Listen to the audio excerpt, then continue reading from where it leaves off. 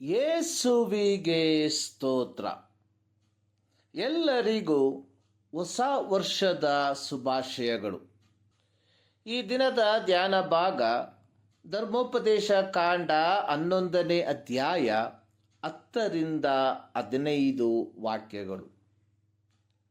ಇಸ್ರಾಯೇಲ್ಯರು ಐಗುಪ್ತ ದೇಶದ ರಮ್ಸೇಸಿನಿಂದ ಮೋಶೆಯ ನಾಯಕತ್ವದಲ್ಲಿ ಹೊರಟು ಯೋರ್ದಾನೊಳೆಯ ಆಚೆ ಇರುವ ಅರಬ ಎಂಬ ತಗ್ಗಾದ ಪ್ರದೇಶದಲ್ಲಿ ಇಳುಕೊಂಡಿರುವಾಗ 40 ವರ್ಷದ ಪ್ರಯಾಣದ ನಂತರ ಮೋಶೆಯು ಇಸ್ರಾಯೇಲ್ಯರಿಗೆ ಮಾಡಿದ 3 ಉಪನ್ಯಾಸಗಳನ್ನು ಧರ್ಮೋಪದೇಶ ಕಾಂಡ ಪುಸ್ತಕದಲ್ಲಿ ಬರೆದಿರುವಂಥದ್ದನ್ನು ನೋಡುತ್ತೇವೆ.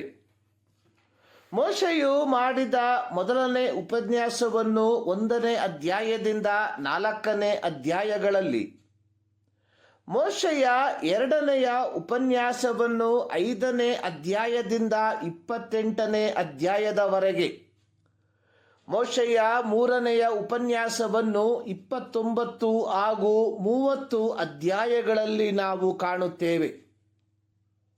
ಮೋಶೆಯು ತನ್ನ 2ನೆಯ ಉಪನ್ಯಾಸವನ್ನು ಅಥವಾ ಪ್ರಬೋಧನೆಯನ್ನು ಮಾಡುವಾಗ ದೇವರ ಆಜ್ಞೆಯನ್ನು ಪಾಲಿಸಲು ಜನರಿಗೆ ಉಪದೇಶಿಸುವುದಾಗಿ ನೋಡುತ್ತೇವೆ.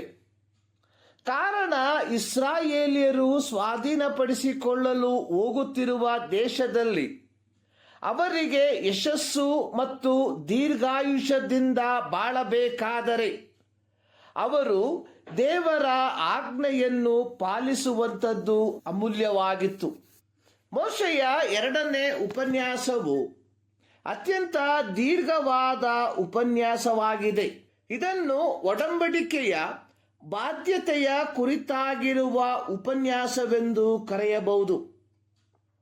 ಮೋಶೆಯು ಈ ಒಂದು ಉಪನ್ಯಾಸದ ಮೂಲಕ ಇಸ್ರಾಯೇಲ್ಯರಿಗೆ ತಮ್ಮ ಮರುಭೂಮಿಯ ಪ್ರಯಾಣದಲ್ಲಿ ಸಂಭವಿಸಿದ ಕೆಲವು ಕಾರ್ಯಗಳನ್ನು ವಿಮರ್ಶಿಸುವುದರ ಮೂಲಕ ಅವರು ಒಂದು ಸರಿಯಾದ ತೀರ್ಮಾನಕ್ಕೆ ಬರಬೇಕೆಂದು ಬಯಸಿದನು.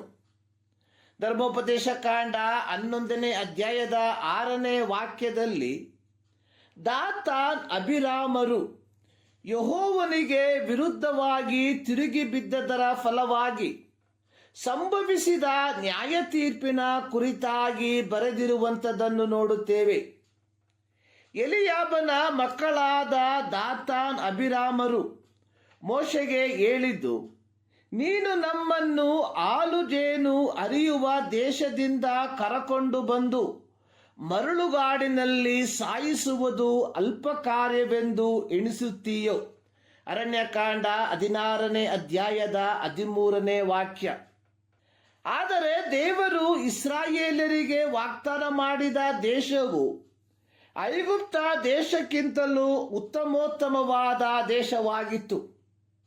ಐಗುಪ್ತ ದೇಶದವರು ವ್ಯವಸಾಯಕ್ಕಾಗಿ ನೈಲ್ ನದಿಯ ನೀರಾವರಿಯ ಮೇಲೆ ಅವಲಂಬಿತವಾಗಿದ್ದರೆ, ಇಸ್ರಾಯೇಲ್ಯರು ಯೆಹೋವನು ತಾನೇ ಆಕಾಶದಿಂದ ಕಳುಹಿಸುವ ಮಳೆಯ ಮೇಲೆ ಅವಲಂಬಿತರಾಗಿದ್ದರು.